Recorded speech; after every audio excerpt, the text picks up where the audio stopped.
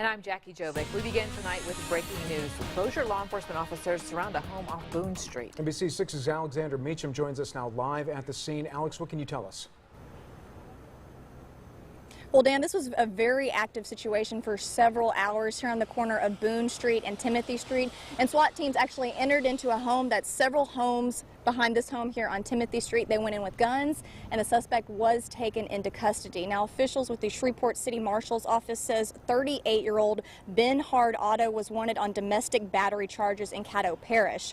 Officials say they'd given him the opportunity to turn himself in before, but a few recent statements from him said he would not be willing to turn himself in, so they used this heavy police presence to bring him into custody today. Officials say once they got inside, he did not resist.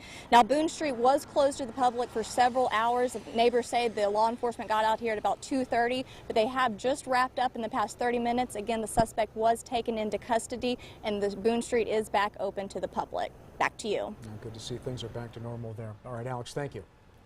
The tragedy of Deshaun Combest is still being felt as neighbors are speaking out about a young life lost. NBC 6's Gene Francine joins us now from a makeshift memorial built in his honor. Gene?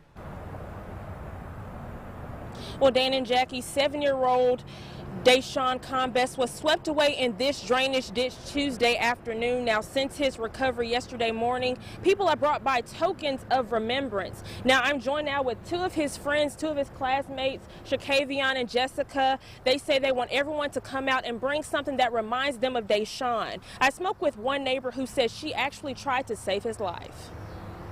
Just came running out here. When I say I went in the house, I was so soaking wet. And my hair, everything. I had just got my hair done. I didn't even care. Jermaria Dillard recalls Tuesday afternoon when Deshaun Combest was swept away. They was walking and she didn't see him anymore, so she went and asked her mama, did he come in there? And she said no. And she was like, his slippers over there by the side of the ditch. And she's like, he's gone. Dillard says she and Deshaun's mother tried to do everything they could to save his life. It would have took either one of us. Like, if she would have jumped in after him, if I would have jumped in after him, and the water ain't go down for another couple of hours for anybody to even go in there after him. And then it started raining again. When thinking of Deshaun, Dillard can't help but to smile. Just sweet. Like, he used to come pick flowers and he'll say, I got you. You know, he'll come give you a flower. Deshaun's friends have come by his home to bring gifts. Dillard says it's a sad sight to see. It was a little boy. He was sitting here pacing back and forth. Like, I was like, oh, the babies. Like, they lost their friend. They sitting here waiting on their friend to come back and, you know, not gonna come. If anything can be gained from this tragedy, Dillard says something needs to be done about open drainage ditches in the area. Never know. That's why they need to do something about it. Even though they said they can't do nothing about it because it's going to flood. Like, they could at least put a fence around it, something. Now, Dan and Jackie, I'm told by neighbors that family and friends will host a memorial service out here at this location on Orla Street tonight at 7 o'clock. Back to you in the studio. All right, thank you very much, Gene. Well, Deshaun would have been a second grader at Midway Elementary this year. School officials tell us they have a memorial plan for him once school starts. Well, the family of Deshaun Combest is in need of prayers, but they can also use the help of the community. Just search Deshaun Combest on the GoFundMe page to find the right account.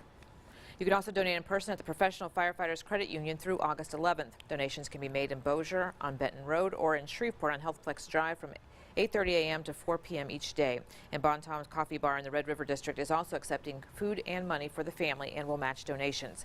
You can find details at architectshomepage.com. The search for a missing Natchitoches woman has run out of leads. NBC 6's Julius Kizzy joins us now sharing details. Julius.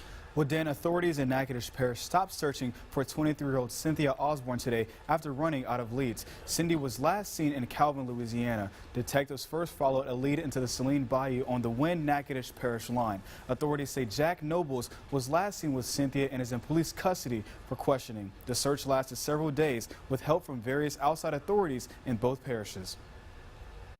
We even had cadaver dogs search the area, in the immediate area around the house, and without any results. With no solid leads, Sheriff Jordan says they are back at square one. Now, detectives say they will redo interviews and follow any new leads. This case will remain open. Back to you. All right, Julius, thank you for that update. $2,000 worth of merchandise is stolen from a Marshall, Texas Walmart in July, and now police want your help identifying the thieves. NBC 6's Christian Henson joins us live in studio control with more on this bold theft. Christian, good evening. Good evening, Dan. A group of 5 people calmly walked into the East End Boulevard Walmart on July 21st, but they ran out of that store with thousands of dollars worth of goods. You can see the group here on surveillance video walking into the store around 2 a.m. They left through a back emergency exit without paying for the carts full of merchandise. They loaded everything up into a gold or tan Yukon before driving off. One of the suspects has been identified, but Marshall police are still searching for the 4 people you see now on your screen. They believe the group is from the Shreveport area. And if you know any of the people you just saw or you have any information about this crime, you're urged to call the Marshall Police Department. You can also contact the Harrison County Crime Stoppers if you'd like to remain anonymous. Back to you. All right, thank you very much, Christian. Shreveport City leaders come together today at a meeting and share updates on many different projects and topics affecting our area. NBC 6's Zyneria Bird joins us now live in the Content Center, sharing what was covered. Zyneria. Local leaders discussed a number of issues, but crime was one of the main topics. Caddo Parish Sheriff Steve Prater says crime is now down in the parish. Shreveport Police Chief Alan Crump says in June, major crimes including rape, murder, and robbery are down 25%. He says property crime is down 3%. Again, our men and women in investigations, they are solving a lot of cases. They are doing the legwork on these vehicle break-ins, vehicle burglaries, vehicle thefts, residential burglaries, robberies. They are doing these property crimes investigations, and they are apprehending a lot of suspects from juveniles to adults. They also discussed the Raise the Age Act. The new law will put 17-year-olds back into the juvenile system. They won't be tried as adults starting July 2018.